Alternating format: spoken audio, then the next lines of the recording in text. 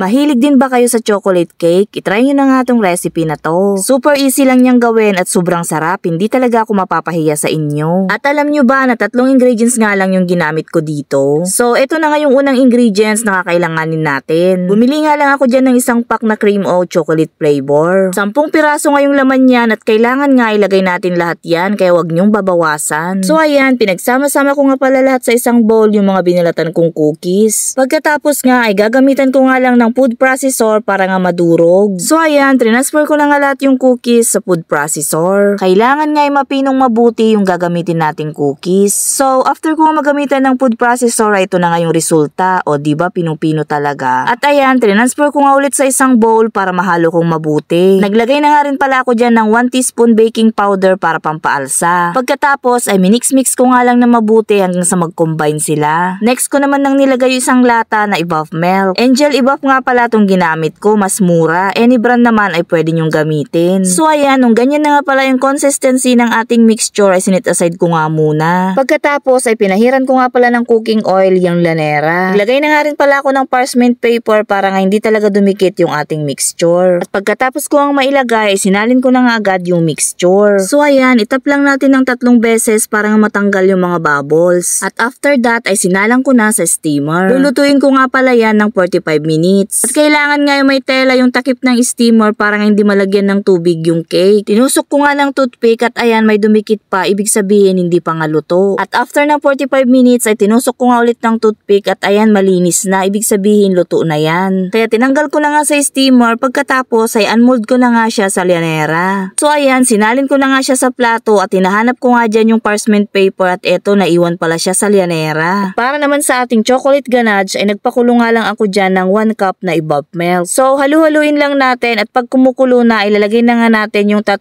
pack na Goya chocolate. Huwag nga nating tigilan ng paghalo kasi baka masunog. At lutuin nga lang pala natin ito sa mahinang apoy. At saka halu-haluin lang natin kasi baka didikit nga sa ating kaserola. At huwag nga nating masyadong lutuin kasi baka papait yung ating chocolate. At nung ganito na nga yung consistency ng ating chocolate ganache ay patayin na nga natin yung kalan. Pagkatapos sa spread na natin sa ibabaw ng cake. At ayan, ipaikot nga lang natin ng ganyan para makover nga niya lahat yung cake. O diba, napakadali lang gumawa ng chocolate cake. Nung okay na, inilagyan ko naman ng sprinkle sa gilid para nga may design. Buti na nga lang at may natira pa akong ganito kaya nagamit ko nga ngayon. Pwede nga rin pala tong birthday cake kung wala nga kayong pambili ng cake para sa birthday nyo. O diba, 3 ingredients lang may masarap ka ng chocolate cake. Lalagyan ko nga sana to ng 12k followers dahil 12k followers na nga tayo dito sa aking page. Pero wala na kasi akong pang design kaya hindi ko na nga lang nilagyan at saka baka masira. O tignan nyo, diba ang ganda? Di ko talaga akalain na makakagawa nga ako ng ganyan kasarap at kaganda na cake. Yes po, sobrang sarap niya. Hindi talaga sila nagkakalayo ng lasa sa cake ng Red Ribbon. Naku, gumawa na rin kayo ng ganito. Legit talaga siyang masarap. At mura nga lang yung nagastos ko dito. Tignan nyo naman ang kunti lang ng ingredients na ginamit ko, diba? Sa murang halaga, may chocolate cake ka na. O siya, yun lang muna for today's vlog. Salamat!